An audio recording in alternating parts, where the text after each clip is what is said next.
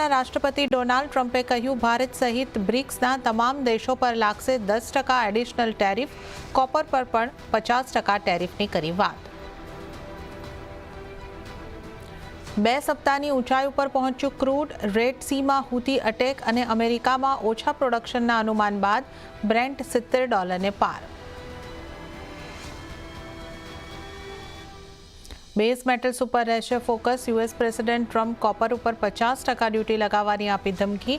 ટ્રમ્પના નિવેદન બાદ યુએસ ફ્યુચરમાં કોપર વાયદો 70% વધ્યો. તો નબળી સપ્લાયના આઉટલુકથી એલ્યુમિનિયમમાં આશરે 3 મહિનાના ઉપલા સ્તરે નોંધાયો કારોબાર.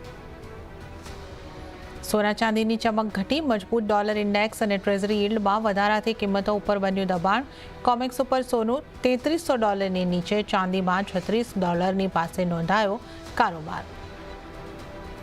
અને ખાતે તેલ ઉપર નજર. મલેશિયા પામ ઓઇલના ભાવ વધી 3 મહિનાના ઉપલા સ્તરની પાસે પહોંચ્યા.